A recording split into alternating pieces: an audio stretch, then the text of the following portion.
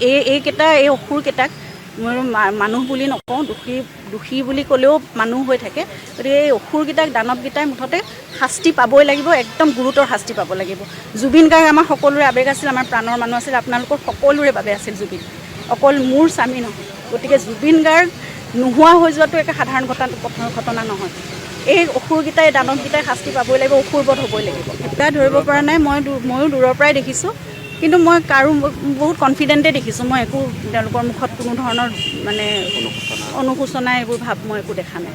গতিকে এই দোষীসকল দোষীয়ে আৰু ইনভেষ্টিগেশ্যনটো ইতিমধ্যে SIT সম্পন্ন কৰিছে, এতিয়া আদালতত আছে এটা প্ৰক্ৰিয়া।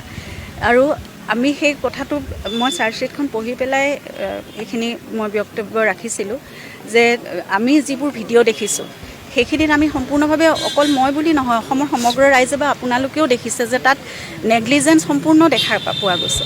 গতিকে সেই নেগলিজেঞ্চৰ আধাৰত তেওঁলোক আমাৰ মতে দোষী। গতিকে তেওঁলোকো সেই আইনৰ বা বিচাৰৰ আওতালৈ তেওঁলোক আহিবই লাগে। সেইটো কোৰ্টে কৰিব, কাৰণ কোৰ্টত যিহেতু চাৰ্জশ্বিট দিয়াৰ পিছতো আপোনালোকে নিজে কৈছে চাৰ্জশ্বিট দিয়াৰ লগে লগে শেষ নহয়। গতিকে চাৰ্জশ্বিটত দিয়াৰ উপৰিও কেতিয়াবা এনেকুৱা হয় যে সেই যেতিয়া প্ৰক্ৰিয়াটো চলি থাকে তাত কোনোবা দোষী যদি তেওঁলোকে ভাবে তাত আকৌ যোগ কৰিব পাৰে, ৰিইনভেষ্টিগেশ্যন হ'ব পাৰে, তাত যোগ কৰিব পাৰে আইনৰ গণ্ডিলে, আৰু কোনোবা কেতিয়াবা ওলাইও যাব পাৰে, সেইবোৰ বস্তু বেলেগ থাকে। গতিকে এইটো ক্ষেত্ৰত যেতিয়া তেওঁলোকে দেখিব তেতিয়া তেওঁলোকে নিশ্চয় সেয়া বিচাৰৰ গণ্ডিলৈ আনিব। সেইখিনি যিখিনি লিখিব লাগে মই অলৰেডি তাত ফেচবুক পষ্টত লিখিছোঁ, আপোনালোকে চাব। যদি তাত কিবা সুৰুঙা থাকি গৈছে তেওঁলোকে সেইখিনি আলোচনা কৰি অধিবক্তাৰ লগত আৰু যিটো মানে পাব্লিক প্ৰজিকিউশ্যন টীম হ'ব আৰু যিটো ইনভেষ্টিগেশ্যন টীম আছিলে তেওঁলোকে নিজে আলোচনা কৰি তাত থাকি যোৱা কিবা যদি আছে এই মানে অভিযুক্তসকলক শাস্তি দিবলৈ, তেতিয়াহ'লে তেওঁলোকে সেইখিনিও বিচাৰ কৰি চাওক। এই কথাখিনি একদম খুব পুংখানুপুংখভাৱে লিখা আছে, গতিকে সেইখিনি ভালকৈ আকৌ এবাৰ পঢ়িব। ওচৰটোত মানে তেখেত আছে, তেখেতে বকালতনামা তেখেতক দি পেলাই তেখেতে কৰিছে প্ৰদীপ্ত তালুকদাৰ। তেওঁ মানে কোৰ্টত সেইখিনি মানে আপুনি গোটেই গোচৰটো ভালকৈ নিৰীক্ষণ কৰি থাকিব। নিশ্চয় নিৰীক্ষণ কৰি থাকিম, আৰু সেইকাৰণে আজি মই আহিছোঁ। আৰু ইয়াৰ পিছৰ ডেটসমূহতো আমি ঘৰৰ পৰা, পৰিয়ালৰ পৰা আমি কোনোবা নহয় কোনোবা আমি উপস্থিত থাকি সেইখিনি চাই থাকিম। এইকেইটা এই অসুৰকেইটাক মই মানুহ বুলি নকওঁ, দোষী বুলি ক'লেও মানুহ হৈ থাকে। গতিকে এই অসুৰকেইটাক দানৱকেইটাই মুঠতে শাস্তি পাবই লাগিব, একদম গুৰুতৰ শাস্তি পাব লাগিব। জুবিন গাৰ্গ আমাৰ সকলোৰে আৱেগ আছিল, আমাৰ প্ৰাণৰ মানুহ আছিল, আপোনালোকৰ সকলোৰে বাবে আছিল জুবিন, অকল মোৰ স্বামী নহয়। গতিকে জুবিন গাৰ্গ নোহোৱা হৈ যোৱাটো একে সাধাৰণ ঘটনা নহয়। এই অসুৰকেইটাই দানৱকেইটাই শাস্তি পাবই লাগিব, অসুৰবধ হ'বই লাগিব। এটা ধৰিব পৰা নাই, ময়ো দূৰৰ পৰাই দেখিছোঁ, কিন্তু মই কাৰো বহুত কনফিডেণ্টে দেখিছোঁ। মই একো তেওঁলোকৰ মুখত কোনো ধৰণৰ মানে অনুশোচনা এইবোৰ ভাৱ মই একো দেখা নাই। গতিকে এই দোষীসকল দোষীয়ে আৰু ইনভেষ্টিগেশ্যনটো ইতিমধ্যে SIT সম্পন্ন কৰিছে, এতিয়া আদালতত আছে এটা প্ৰক্ৰিয়া। আৰু আমি সেই কথাটো মই চাৰ্জশ্বিটখন পঢ়ি পেলাই এইখিনি মই বক্তব্য ৰাখিছিলোঁ যে আমি যিবোৰ ভিডিঅ' দেখিছোঁ সেইখিনিত আমি সম্পূৰ্ণভাৱে, অকল মই বুলি নহয়, অসমৰ সমগ্ৰ ৰাইজে বা আপোনালোকেও দেখিছে যে তাত নেগলিজেঞ্চ সম্পূৰ্ণ দেখা পোৱা গৈছে। গতিকে সেই নেগলিজেঞ্চৰ আধাৰত তেওঁলোক আমাৰ মতে দোষী। গতিকে তেওঁলোকো সেই আইনৰ বা বিচাৰৰ আওতালৈ তেওঁলোক আহিবই লাগে। মই DY365ৰ এটা জুবিনদাৰ টক শ্ব' আছিলে, মোৰ গান মোৰ প্ৰাণ। সেই টক শ্ব'টোৰ ছেটটো মোক বনাবলৈ DY365ৰ পৰা এটা দায়িত্ব দিয়া হৈছিলে। তেতিয়া কামখিনি কৰি থাকোঁ, যেতিয়া জুবিনদা যায় মই তেতিয়া তাত নাথাকোঁ, বা যেতিয়া মই থাকোঁ তেতিয়া জুবিনদা নাথাকে। সদায় মানে এটা হৈ থাকে, মই বিচাৰোঁ দাদাই বিচৰা বস্তুখিনি হয়তো তেওঁ পোৱা নাই। তো এদিন মোক মনোজ গোস্বামী ডাঙৰীয়া, তেখেত তেতিয়া এডিটৰ ইন চিফ আছিল তাৰে, তেখেতে ফোন কৰিলে, জ্যোতি তোমাক জুবিনে বিচাৰিছে, আজি ৰাতি তুমি তাত থাকিবা। আছোঁ তাত। থকাৰ পিছত হঠাৎ দেখিছোঁ 3-4খনমান গাড়ী আহি সোমাইছে, জুবিনদা বৌ আছিলে লগত। আহি মেলি তেওঁলোকে গোটেই চালে। তো জুবিনদাই মোক একদম, তেওঁ খুব অবজাৰ্ভ কৰে মানুহ, একদম ওপৰৰ পৰা তললৈ চালে। তয়ে নেকি জ্যোতি বুলি ক'লে। মই কৈছোঁ দাদা হয়। ঠিকে আছে। তাৰপৰা আমি তাতে কিছু পাইন গছ মানে বনাইছিলোঁ, ডাঙৰ ছেট এটা, একদম ফাৰ্ম হাউচ টাইপ এটা, কাৰোবাৰ ভিতৰতে দলং এখন আছিলে, সেই দলঙত গাড়ীও চলে, ষ্টুডিঅ'ৰ ভিতৰত বনাইছিলোঁ। তো সেই বস্তুবোৰ তেওঁ দেখি কৈছে, মোৰ বস্তুবোৰ ভাল লাগিছে, কিন্তু ঘৰৰ খেৰবোৰ কিয় কাটি দিছ? মানে খেৰবোৰ তেওঁ একদম নেচাৰেলি থাকিব লাগে। তেওঁ নেচাৰটো খুব ভাল পায়। সেইটোৱে তেওঁ মানে প্ৰথম মই তেতিয়া বুজি পালোঁ যে তেওঁ বস্তুটো, তাতে আমি 5 জোপা পাইন গছৰ গাটো বনাইছিলোঁ মানে ওপৰত পাতবোৰ আমি আৰ্টিফিচিয়েল লগাইছিলোঁ। তেওঁ ক'লে বনাইছোঁ কিয়, গছটো অৰিজিনেল হ'ব লাগে, কিবা এটাত ৰাখ। তো তেতিয়া তেওঁক মই বুজালোঁ দাদা আমাৰ কিছুমান লিমিটেশ্যনছ থাকে, সেই বস্তুবোৰ আমি নোৱাৰোঁ। তো ঠিক আছে, তাৰপিছত সেই তেতিয়াৰ পৰা তেওঁ মানে মোক নেক্সট ডে জ্যোতি তই আজি আহি আছনে এনেকুৱাকৈ এটা হেৰি হ'ল। পংকজ ইংতিয়ে তাৰ যিটো টাইটেল ট্ৰেক আছিল সেইটো কৰিঅ'গ্ৰাফ কৰিছিলে, খুব ধুনীয়া গান এটা আছিলে। এইটো প্ৰায় 2008 মানৰ কথা। তাৰপিছত মই মানুহজনক মন কৰিলোঁ, তেখেতে এটা তাৰ নেক্সট চেনেলবিলাকৰ মাঘ বিহুৰ প্ৰগ্ৰাম আছিলে, জ্যোতি 200-300 মানুহৰ মাজত আন্ধাৰত মই এফালৰ পৰা গৈ আছোঁ, মোক এইটো জ্যোতি নহয় নে এনেকৈ সুধিলে। মই কৈছোঁ দাদা হয়। ক'ত পলাই আছ, লুকাই লুকাই। মই দাদা আহি আছোঁ। মানে মানুহজনে ইমান অবজাৰ্ভেশ্যন, মানে আপোনাৰ তেওঁ এবাৰ যদি কাৰোবাক মনত বহাই লয় সেই মানুহজন যোনেই নহওক, আৰু তেওঁ আপুনি চাব তেওঁৰ লগত যিমান মানুহৰ চিনাকি, যিমান মানুহৰ চব মানুহৰ তেওঁৰ নাম মনত থাকে। এইটো বহুত ডাঙৰ কথা। তাৰমানে আপুনি জুবিনৰ লগত কিমানকেইখন চিনেমাত জড়িত হৈ আছে? মই যেতিয়া ফিল্ম ইণ্ডাষ্ট্ৰীত আহিলোঁ তাৰ আগতে জুবিনদাৰ প্ৰথম চিনেমাখন হৈছিলে, তেতিয়া মই ফিল্ম ইণ্ডাষ্ট্ৰীত নাছিলোঁ।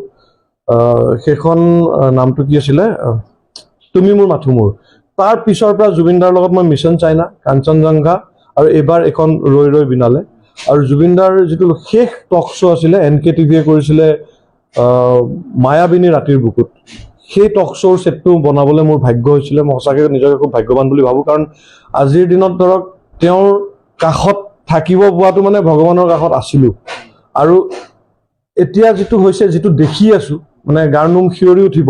মানে এতিয়া এটা নতুন মানে আমাৰ অসমত বা গোটেই হয়তো লাহে লাহে এইটো গোটেই ভাৰতবৰ্ষত হ'ব যে এটা নতুন জাতি, এটা ধৰ্মৰ সৃষ্টি হৈছে। সেইটো মানে সঁচাকৈ খুব মানে এটা হয়। আপুনি জুবিনৰ লগত আপুনি ৰৈ ৰৈ বিনালে শ্ৰীলংকাও গৈছিল। হয়। শ্ৰীলংকাত আপুনি কিমান দিন থাকিলে? তাতে ৰৈ ৰৈ বিনালে জুবিনৰ লগত মানে শ্ৰীলংকাত একচুৱেলি আমি মাজতে জইন কৰিলোঁ। জুবিনদাহঁত টোটেল তাতে প্ৰায় 19-20 দিনমান আছিলে। আৰু তাতে বৌহঁত আছিলে, এখন ইউৰোলংকা বুলি হোটেল এখনত আছিলে কলম্বোত। তাৰ পৰাই বিভিন্ন জেগালৈ তেওঁলোকে শ্বুটিঙত গৈছে। মই ফেমিলি লৈ গৈছিলোঁ, মোৰ ল'ৰাটো 4 বছৰ, তাকো লৈ গৈছিলোঁ, ৱাইফ।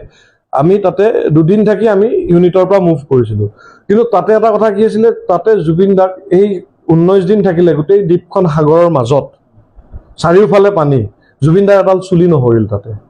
গা ধুইছে, তেওঁ শ্বুটিঙত আছে, গা ধুইছে, বা তেওঁ যিখিনি কৰিছে, তেওঁতো শ্বট দিছে, পানী সাগৰলৈ গৈছেতো, তেওঁ সাগৰ চুইছে। পোষ্টাৰখন আপোনালোকে দেখিছে, সেই সাগৰ চোৱা পোষ্টাৰখন।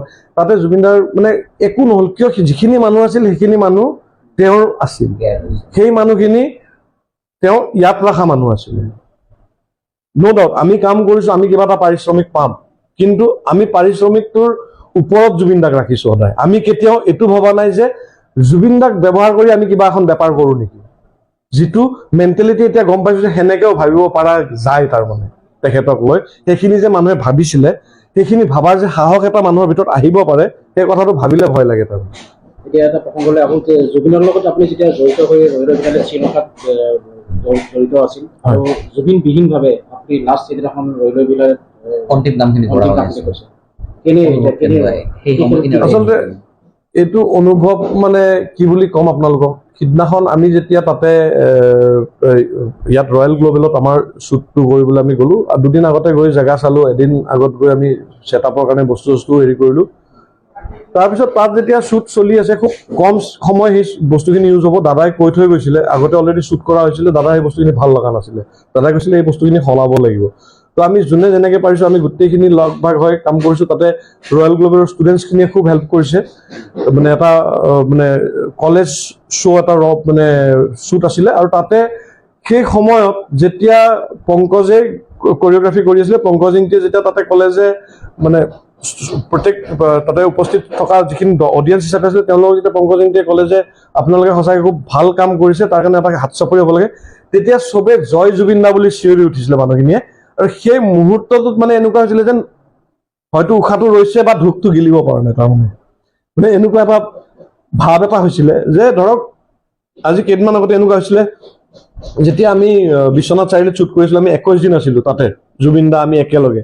সিদিনাখন কিবা এটা মন গ'ল, জুবিন দাক মই, ৰাজেশ দা, জুবিন দা আৰু সৌৰভ দা এক্টৰ, তেখেতক ক'লোঁ দাদা এখন ফটো আপোনাৰ লগত উঠি থওঁ।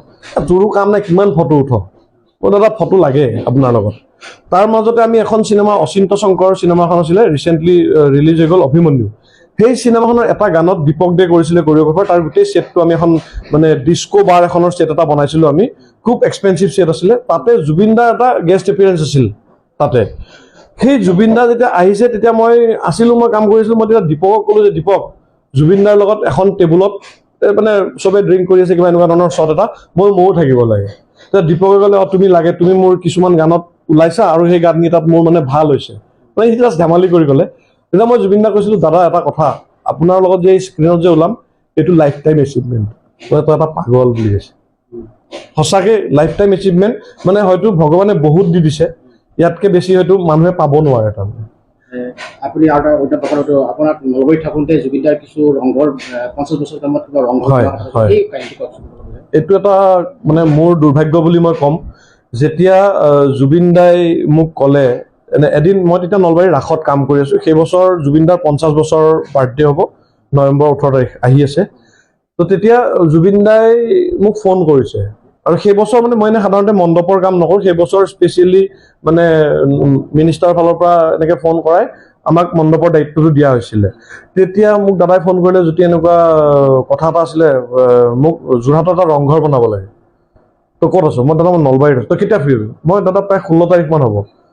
আচ্ছা তই, আৰু সিদিনাখন মোৰ কি মন হ'ল, মই দাদাৰ কথাখিনি ৰেকৰ্ডিং কৰিলোঁ, সেই কথাখিনি মোৰ মোবাইলত এতিয়াও ৰেকৰ্ড হৈ আছে, আৰু এই কথাটো মানে মোৰ ফোনটোৰ ডিছপ্লেখন ভাঙিছে, মই ডিছপ্লেখন চেঞ্জ কৰিলে মোৰ কথাখিনি ওলাব, মই হয়তো পিছলৈ এইখিনি আপোনালোকক মই দিম কথাখিনি, কাৰণ চবেই শুনিব লাগে মোৰ মতে কথাখিনি। তেতিয়া দাদাই মোক ক'লে যে তই 16 তাৰিখে ফ্ৰী হ'বি, তই মোৰ ৰংঘৰটো মই দাদা মই বনাই দিম, মই 2টা টিম কৰিম, 2টা টিম কৰি আপুনি কেতিয়া কৰিব লাগে আপুনি মোক কওক। তেতিয়া মোক দাদাই ক'লে যে চা 2টা টিম মানে কি, তই থাকিব লাগিব। মই দাদা মোৰ ইয়াতো অলপ দায়িত্ব লোৱা আছে। তেতিয়া দাদা অলপমান হতাশ হ'ল, কথাখিনিত হতাশ হৈ মোক ক'লে যে যদি কথা এটা যে 50টো এবাৰেই আহিব, সেইকাৰণে তাক ঠিকমতে পাতিব লাগিব। মই দাদা কি কথা কয়, আপোনাৰ নিচিনা মানুহৰ 50টো দুবাৰ আহিব, কৈছে লাভ নাই, দুবাৰ আহিব, 50টো এবাৰেই হ'ব লাগে মানুহৰ জীৱনত। আৰু জাপানত এটা জাতি আছে বুলি ক'লে, মোক জাতিটোৰ নামটো মোক কৈছিলে, মই নামটো ঠিক মনত নাই। তেওঁলোকে যেতিয়া সৃষ্টি শেষ হৈ যায়, দাদাই কৈছিলে যেতিয়া সৃষ্টি শেষ হয় তেতিয়াহ'লে পেট কাটি পেলাই সিহঁতে ছুইচাইড কৰে, সেইটো এটা মানে নেশ্যনেল লেভেলৰ সিহঁতক এটা সন্মান দিয়া হয় বুলি কৈছিলে। মই বৰ বিশেষ মানে পঢ়া শুনাৰ লগত মানে মই বেছি ষ্টাডি নকৰোঁ, হয়তো মোৰ জ্ঞানখিনি কম, কিন্তু মই মোৰ বন্ধু এগৰাকীক কথাটো কওঁতে তেওঁ মোক হয় বুলি কৈছিলে, আৰু তেওঁ সেই জাতিটোৰ কথা নামটোও কৈছিলে, মই নামটো মোৰ মনত নাই। আৰু এই কথাখিনি দাদাই মোক কৈছিলে, আৰু মই নিজকে এই ক্ষেত্ৰত খুব দুৰ্ভাগ্যৱান বুলি ভাবোঁ যে দাদাৰ এই ছেটটো মই বনাই দিব নোৱাৰিলোঁ। আৰু ইয়াৰ মাজতে আজি জয়ন্ত দা আছে, আমাৰ ছিনিয়ৰ জাৰ্ণেলিষ্ট। জয়ন্ত দাই মোক চাগে প্ৰথম তেওঁ যেতিয়া জাৰ্ণেলিজমত আহিছিলে তেতিয়া প্ৰথম চাগে মোক পাইছিলে, জুবিন ফেষ্টিভেল পাতিছিলে চানমাৰী ফিল্ডত, সেই সময়ত জয়ন্ত দা আহি পেলাই তাতে দেখিছিল। তেতিয়া আমি তাতে এজোপা গছ বনাইছিলোঁ, ডাঙৰ ডাঙৰ এবষ্ট্ৰেক্ট ফৰ্মৰ গছ, ডাঙৰ ডাঙৰ পাত, আৰু তাত কেইটামান ডাঙৰ ডাঙৰ পাৰ চৰাই উৰি আছিলে, আৰু তলত এটা গড় বনাইছিলোঁ, কাৰণ জুবিন দাই তেতিয়া সেই সময়ত গড় হত্যাক লৈ খুব প্ৰতিবাদ কৰি আছিলে। আৰু তেওঁ গছ আৰু এই চৰাই চিৰিকটি বিভিন্ন, এতিয়াতো চবেই দেখিছে চব পশু পক্ষীবিলাকে আহি, সেই সময়ত হয়তো আমাৰ কিবা এটা হয়তো সৃষ্টি তেওঁ ভাবি ভাবি যিখিনি পাইছিলোঁ সেইখিনি বস্তু সৃষ্টি কৰিছিলোঁ। আৰু সেই সময়ৰ পৰাই যদিও কলাগুৰু ফেষ্টিভেল হ'ল, জুবিন গাৰ্গ ফেষ্টিভেলটো পিছত আহি কলাগুৰু ফেষ্টিভেল হ'ল, ক'ভিডৰ পিছত এইটো বন্ধ হ'ল, কিন্তু যেতিয়ালৈ জুবিন দাৰ কলাগুৰু ফেষ্টিভেল হৈছে প্ৰত্যেক দিনাই যেনেকৈ বিচাৰা হৈছে মই তেওঁৰ লগত জড়িত হৈ আছোঁ। আৰু জুবিন দাই মোক এটা কথা, আমি যেতিয়া বিশ্বনাথ চাৰিআলিত 21 দিন থাকিলোঁ তেতিয়া মোক কথাই ওলাইছিল, দাদা আপোনাৰ লগত যিখিনি মিউজিচিয়ানছ আছে তেওঁলোকে আজি আপোনাৰ এটা হিষ্ট্ৰীত থাকি যাব যে জুবিন গাৰ্গৰ লগত কোনে কোনে বজাইছিলে। সেই বস্তুটো মোৰো ইমান ভাগ্য। মই তেতিয়া দাদাই কৈছিলে, তইতো বৰ ডাঙৰ কথা ক'লি যে আপোনাৰ চিনেমাত তুমি মোৰ মাত্ৰ, ক'ভিডৰ পিছত এইটো বন্ধ হ'ল, কিন্তু যেতিয়ালৈ জুবিন দাৰ কলাগুৰু ফেষ্টিভেল হৈছে প্ৰত্যেক দিনাই যেনেকৈ বিচাৰা হৈছে মই তেওঁৰ লগত জড়িত হৈ আছোঁ। আৰু জুবিন দাই মোক এটা কথা, আমি যেতিয়া বিশ্বনাথ চাৰিআলিত 21 দিন থাকিলোঁ তেতিয়া মোক কথাই ওলাইছিল, দাদা আপোনাৰ লগত যিখিনি মিউজিচিয়ানছ আছে তেওঁলোকে আজি আপোনাৰ এটা হিষ্ট্ৰীত থাকি যাব যে জুবিন গাৰ্গৰ লগত কোনে কোনে বজাইছিলে। সেই বস্তুটো মোৰো ইমান ভাগ্য। মই তেতিয়া দাদাই কৈছিলে, তইতো বৰ ডাঙৰ কথা ক'লি যে আপোনাৰ চিনেমাত তুমি মোৰ মাথো মোৰ বাদে আপোনাৰ প্ৰত্যেকখন চিনেমা মেক্সিমাম হেৰিত মই কাম কৰাৰ সুযোগ পাইছোঁ। জুবিন দাৰ লগত শেষবাৰৰ বাবে আপোনাক কেতিয়া লগ হৈছিল? শেষবাৰৰ বাবে শ্ৰীলংকাতেই লগ হোৱা কথাটো মোৰ মনত আছে। সিদিনাখন আমি যেতিয়া ওলাই আহিম, দাদাক মেকআপ চেকআপ লৈ আছিলে, আমি তেতিয়া ৰুমত গ'লোঁ, আৰু সিদিনাখন দাদাই এই ফটোখন মই ইয়াত ৰুমত লগাই থৈছোঁ, ইণ্ডিয়াৰ ফ্লেগ এখন থকা জুবিন লিখা এটা হাফ জেকেট, এটা লেডাৰৰ জেকেটৰ নিচিনা পিন্ধি আছিলে। তেতিয়া মই আহিলোঁ, মোৰ সন্তান মোৰ পত্নী আহি দাদাৰ ৰুমলৈ গ'লোঁ, তাতে আমাৰ ভাস্কৰে মেকআপ কৰি আছিলে। মেকআপ কৰি থাকোঁতে দাদাই ধুনীয়াকৈ ইয়াৰ লগত ধেমালি কৰিলে, খুব ধেমালি কৰা, ফটো চটো তুলিলোঁ। তুলি মেলি আমি তললৈ আহিলোঁ ব্ৰেকফাষ্ট কৰিব। তেতিয়া বৌ আহিলে, বৌৰ লগত এনেকৈ ফটো উঠিলোঁ। ঠিক সেই মুহূৰ্তত আমি ভবা নাছিলোঁ দাদাক আকৌ লগ পাম। দাদা তেতিয়া নামি আহিলে, আহি ল'ৰাৰ লগত ধেমালি কৰিলে, সিও কিবা কিবি ক'লে, দাদাইও কিবা কিবি ক'লে, কৈ তাৰপিছত তাক দাদাই মানে বাই দিলে, যাওঁ বুলি ক'লে। সেই দাদাই যে বাই দিলে সেইটোৱে মোৰ এতিয়ালৈ মনত থকা শ্ৰীলংকাৰ পিছত মই যদি মই অকণমান পাহৰিছোঁ, শ্ৰীলংকাৰ পিছত গুৱাহাটীত শ্বুট হৈছিল নে নাই সেইখিনিও মই মানে এতিয়া ঠিক হেৰি কৰিব পৰা নাই, কাৰণ বহুত বস্তু খেলি মেলি হৈ গৈছে। অন্য এটা প্ৰসংগলৈ আহোঁ, যিহেতু জুবিনৰ লগত ভোগে পাই সকলো সিদ্ধাৰ্থ শেখৰ, হয়, সিদ্ধাৰ্থ শেখৰ আপুনি কোনে কোনে কেনেকুৱা মানুহ, কেনেকুৱা লোক? আপুনি বহুকেইবাৰ সিহঁতক লগো পাইছে? পাইছোঁ বহুত পাইছোঁ। তেওঁলোকক একচুৱেলি যদি কওঁ, তাৰমানে প্ৰথম আপোনাক তেতিয়াহ'লে আৰু অলপ দূৰলৈ যাব লাগিব। মই দাদাৰ এটা ৰক এলবাম ৰিলিজ হৈছিলে, ৰক বুলি এটা তেওঁ এলবাম ৰিলিজ কৰিছিলে। সেইটো তেওঁৰ মিউজিকেল জাৰ্ণি 20 years আছিল, 20 বছৰ। তাৰ ছেটটো আমি চানমাৰীত বনাইছিলোঁ ফিল্ডত। সেই সময়ত আমি যেতিয়া কাম কৰি আছিলোঁ তেতিয়া দাদাৰ হেৰিত আমি আগদিনাখন কাম কৰি দাদা খুব ভাগৰুৱা, তেতিয়া দাদা এনেই অলপ শুই দিছিলে। শুই দিওঁতে মই তেতিয়া দাদাক ক'লোঁ, দাদা আপুনি এনেকৈ য'তে ত'তে শুলে ভাল নেদেখিব, আপুনি এটা কাম কৰিব লাগিব আপোনাক, কাৰণ আমি আপোনাক বাহিৰত আপোনাক আমি ৰিপ্ৰেজেণ্ট কৰোঁ। আমি বাহিৰত গ'লে কওঁ যে জুবিন দাৰ জেগাৰ মানুহ আমি, তো আপোনাক আমি সদায় এটা বেলেগ ইমেজ লৈ ৰাখোঁ। তেতিয়া দাদাই মোক ক'লে, কি ক'লি তই? কৈ দাদা উঠি বহিল, বহি ক'লে চবকে ব'ল যাবলৈ, কালি কামখিনি কৰিব লাগিব। মই তেতিয়া দাদাক ক'লোঁ যে দাদা অহাকালি মোৰ দেউতাৰ 75 years হ'ব বাৰ্থডে, মই আপোনাক অহাকালি চাগে বেছি সময় নাথাকিম, অলপ সময় থাকিম। তেওঁ মোক ক'লে এই কথাটো, তেওঁ খুব ভাগৰুৱা, তেতিয়া কৈছে এই কথাটো কালি মই মঞ্চত ক'ব লাগিব বুলি কৈছে। ক'লে আৰু ইমান ডাঙৰ কথা এটাত ইমান ডাঙৰ মানুহজনে এই কথাটো। নেক্সট ডে প্ৰগ্ৰামত গ'লোঁ, দাদাই কথা চথা পাতি মেলি তেতিয়া তেওঁ মোক ক'লে যে এনেকৈ বৌক মই ক'লোঁ, বৌ মই যাওঁ। কৈছে ৰবা জ্যোতি। বৌয়ে ষ্টেজত গৈ জুবিন দাক ক'লে, মানে তেওঁলোক কিমান ডাউন টু আৰ্থ আপুনি চাওক। যদি জ্যোতি যাব দে, তেনেকুৱা হ'ব লাগিছিল। বৌক চাওক, তেওঁ এই যে ইম্পৰ্টেঞ্চটো, ভেলু, প্ৰত্যেকজন মানুহক, প্ৰত্যেকজন কলা কুশলীক কেনেকৈ ইম্পৰ্টেঞ্চ দিব লাগে, কি ভেলু দিব লাগে, এইখিনি তেওঁলোকে কেনেকৈ জানে।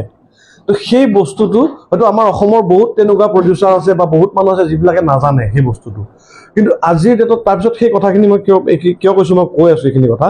তাৰপিছত জুবিন দাই মাতিলে মঞ্চত, লগে লগে মোক আৰু দীপক দে কোৰিঅ'গ্ৰাফাৰক মাতিলে, একেলগে মাতি চিনাকি কৰাই দিলে যে আমাৰ নৰ্থ ইষ্টৰ খুব ভাল আৰ্ট ডাইৰেক্টৰ, এতিয়া খুব ভাল কাম কৰিছে, এইবিলাক কৈ মেলি তাৰপৰা দাদাই মই যেতিয়া হাতযোৰ কৰিলোঁ, তাৰপৰা কৈছে আৰু এটা ডাঙৰ কথা, আজি মোৰ 20 বছৰ এই সংগীত যাত্ৰাৰ আৰু জ্যোতিৰ দেউতাকৰ 75 বছৰ, তেওঁক ইয়াৰ পৰাই শুভেচ্ছা জনালোঁ বুলি ক'লে। এইটো মোৰ কাৰণে এটা বহুত ডাঙৰ আশীৰ্বাদ। তো সেই কথাখিনি কোৱাৰ কাৰণটো হ'ল, সিবাৰ মোক তাতে সিহঁতৰ এই প্ৰগ্ৰামটো চলি থাকোঁতে তাৰসেম মিত্তলে মোক তাতে লগ পাইছিলে। তাৰসেম মিত্তলে মোক এবাৰ সুধিছিলে যে কিতনা কামা লেতা হে বুলি সুধিছিলে। এই কথাটো মোক প্ৰশ্ন কৰিলে মানে মোৰ খুব গাত লাগে।